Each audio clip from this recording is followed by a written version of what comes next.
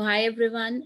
We are now with the herbal remedies for the urinary tract infection, that is UTI basically, and the tract that is very important in terms of flushing out the excessive liquid, in terms of flushing out those harmful excretions. So today we'll be talking about some of the herbal remedies which are very important in the infections related to your urinary tract. So you know that urinary system, if we talk about some phytotherapeutic strategies, which include the treatments related to the infections in the urinary tract or some of the functional disturbances that can be in form of some micturition problems and management of some interstitial cystitis, that is like urinary stones, edema, you have many problems related to it. So we talk about some of the strategies to control these typical type of disorders in form of excessive urination, in form of less urination frequency, and all type of disorders related to urinary system. Because of its use of secondary plant product, extreme caution is necessary in applying these therapies. If we are taking these phytotherapies in actions, we need to take into consideration the type of cautions which are related, the rules and regulations which are being related to it. So in cases of like renal failure, urinary obstruction, and severe glomerulonephritis, where you observe the inflammation procedures of glomerulus and all the typical machinery which is being related here. So first thing is diuretics. So diuretic agents are those which increase the typical type of water excretion is here from the body. So it may be effective in treating all the hypertension problems and edematous conditions, which generally leads to some of the edema formations there. So indications, what are the indications for diuretics? You have dysuria and oliguria. So that is basically dysuria is the burning sensation while urination, and oliguria is the condition where there is less pee or less type of urination frequency as compared to the normal one. And these are being linked to the urinary infection or the stones. Second indication is the heart failure. Then third is the ascites that is combined with the hepatic remedies. So fourth is the functional disturbances related to your urine passage, and finally the urinary stones. Now contradictions. So renal failure and diabetes are the contradictions here.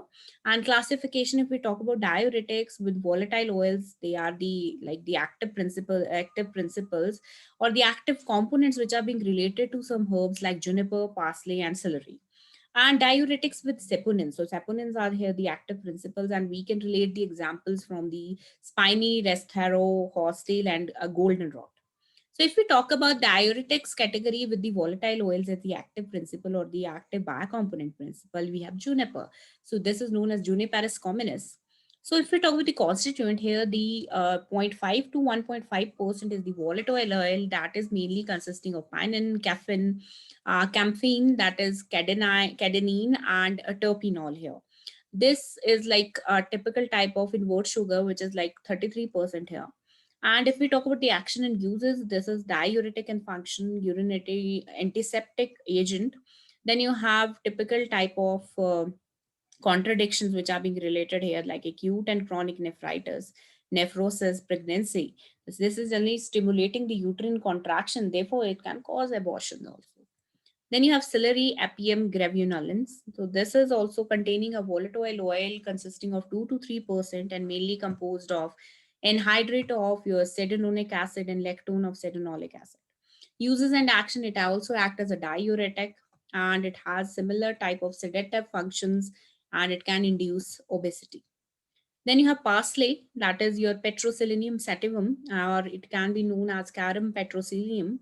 Constituents here are volatile oil, which consists of beta bezobolene, apiol, and myristicin. Action and uses, it implies as a diuretic.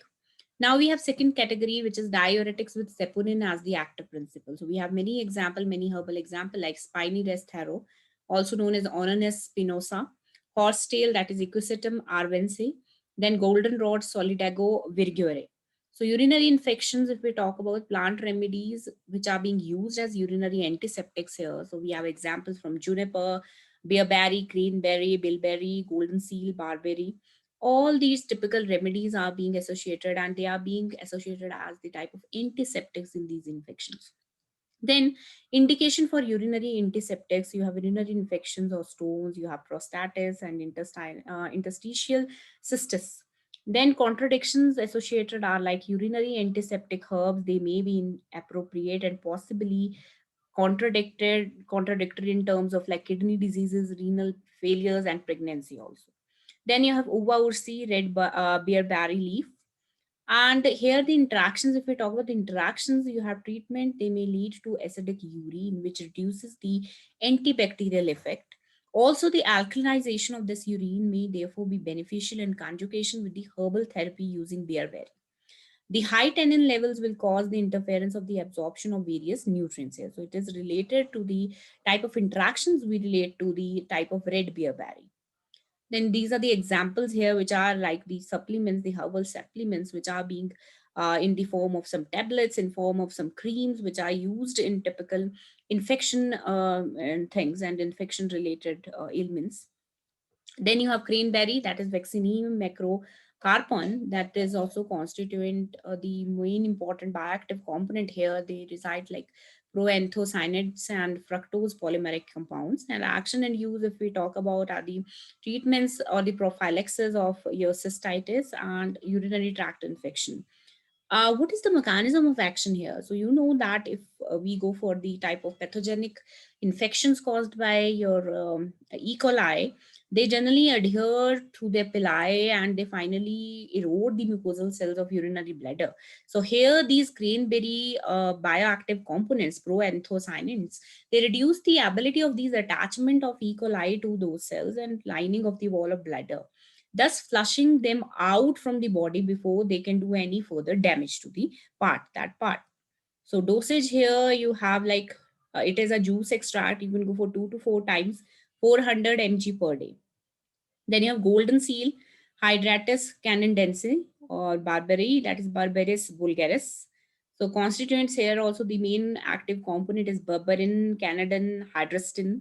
And action and uses of both the drugs are like anti-inflammatory nature, anti-catarrhal, and these are bitter, and they generally go for antimicrobial, which basically constitute antifungal, antibacterial, antiprotozoal also, and they can be used in terms of infectious diarrhea and all the infections related to parasitic involvements. If we talk about the contradictions, they contain, they are not recommended for the use during pregnancy or for the jaundice, like the neonates who are suffering from jaundice condition. Interactions, they may reinforce the effect of other drugs which displace the protein binding of bilirubin. So this can be a type of interaction pattern of these type of herbal drugs.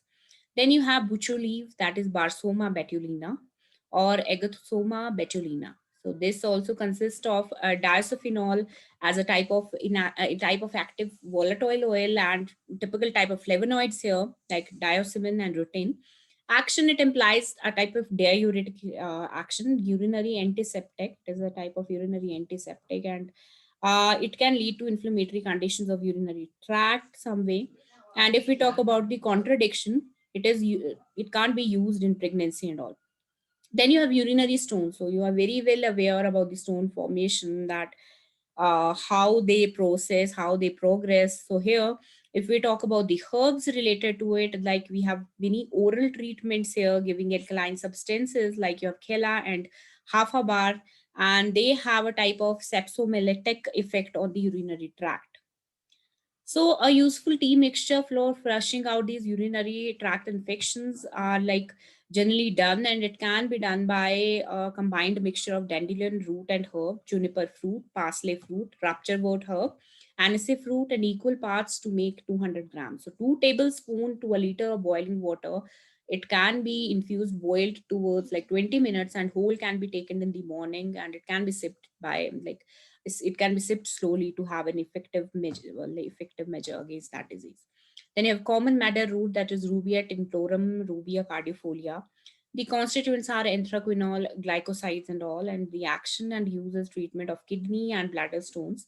And mechanism of action here is like after absorption and excretion in the urine, they are said to, these bioactive component anthraquinones, they are said to exert a disintegrating effect on the surface of calcium containing stones in the urinary tract.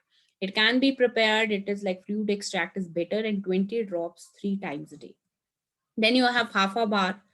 So this also consists of your dicyclic sequestrapine, and this also act as a type of your antispasmodic activity. It has a antispasmodic activity.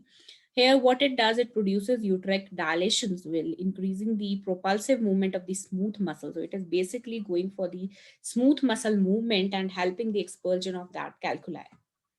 These are some of the pictorial diagrams. Then you have bedwetting. So bedwetting is the main disease or disorder which is being related to your urinary tract, and it will always necessary to exclude any organic cause for the bedwetting. So they are uncommon, however, only occurring in 3% of the cases. So if we go for the treatment, you have a tonic, 20 to 30 drop of gentian tincture at midday and in the evening, and also hypericum perforatum, that is a St. John wort. It is also used in these typical type of causes. Then you have prostatitis and enlargement of prostate. So here also, it can be classified, this disease can be classified into acute, chronic, and non-bacterial prostatics. So if we talk about the benign prostatic hyperplasia, so this is a type of non-malignant neoplasia, that is a growth, and almost all men develop a peculiar enlargement in this gland after a certain age, like of 60s, and this is known as the benign prostatic hyperplasia. Now, symptoms are like nocturia, urinary urgency, you can't control your urine, and you can feel a type of pain or burning sensation in urination problems.